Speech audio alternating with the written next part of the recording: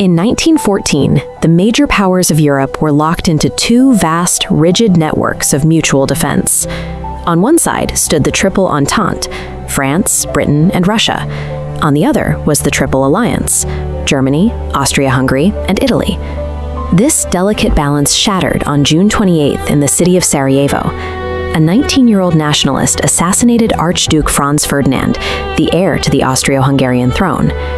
Because of the interlocking treaties, this single, localized murder dragged the entire continent into conflict within a matter of weeks. 6 million men marched off to the front lines that summer.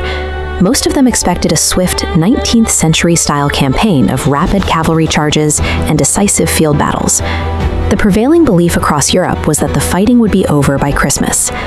Germany's strategy to ensure this quick victory was the Schlieffen Plan. To avoid fighting Russia in the east and France in the west simultaneously, the German army intended to sweep rapidly through neutral Belgium, encircle Paris, and crush French forces before the massive Russian army could finish mobilizing.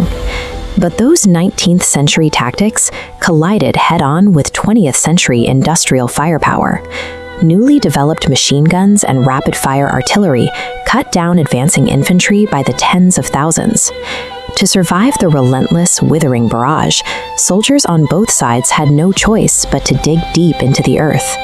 By the end of the year, the two exhausted armies faced each other across a continuous 350-mile scar of fortified ditches stretching from the English Channel to the Swiss border.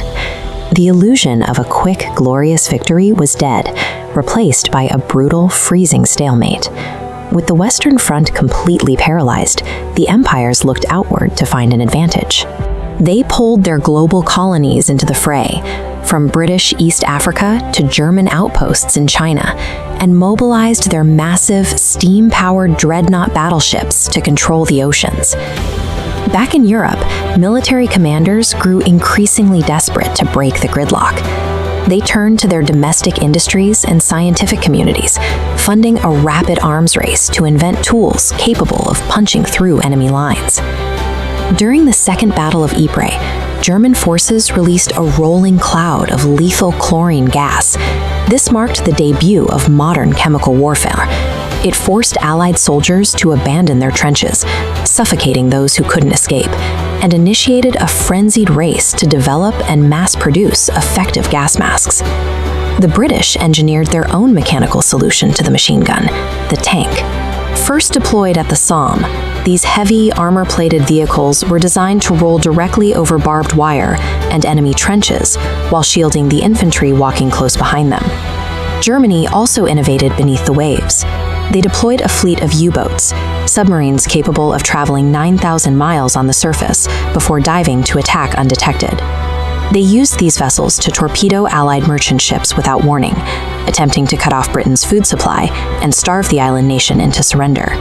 Yet, for all their mechanical ingenuity, none of these technologies managed to restore mobility to the battlefield. They simply allowed the opposing armies to slaughter one another with far greater efficiency.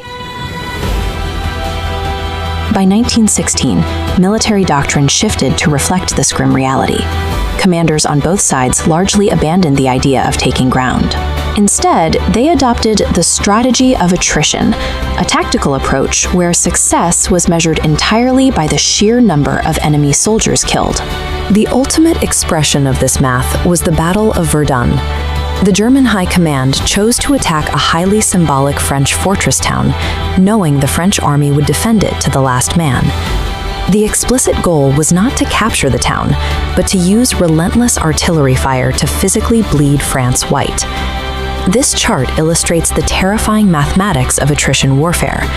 On the left axis, we see the human casualties climbing into the hundreds of thousands over a period of months. But on the right axis, mapping the actual geographic territory gained, the line barely moves.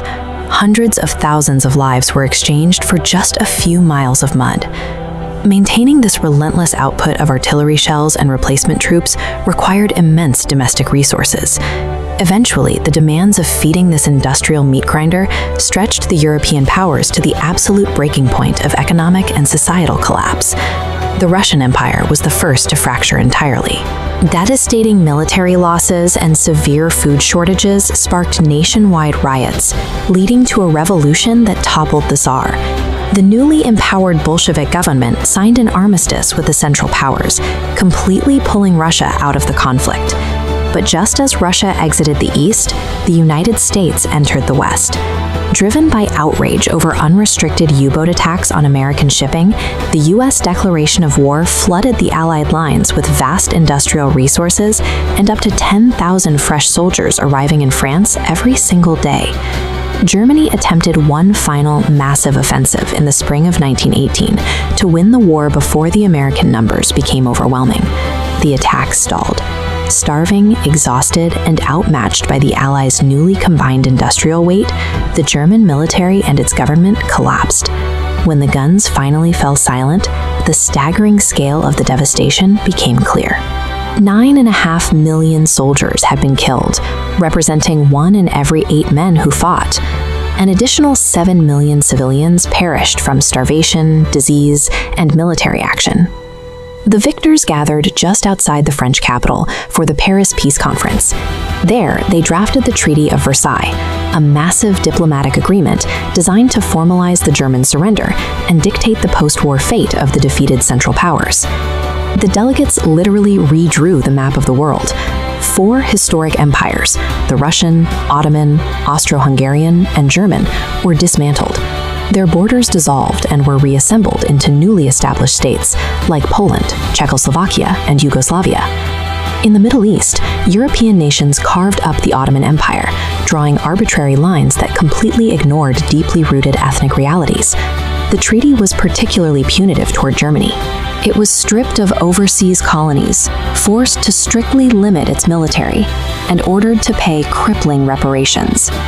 To add insult to injury, Germany was forced to sign a war guilt clause, accepting full, sole responsibility for the entire global conflict. The war had begun with cavalry charges and ended with tanks, poison gas, and millions dead. But the vindictive peace treaties that followed did not heal the continent. Instead, they planted seeds of economic ruin and national resentment, a bitter harvest that would ignite a second, darker global war 2 decades later. Thank you so much for watching. If you want to help us make these deep dives into the events that shaped our world, please consider subscribing and supporting our work.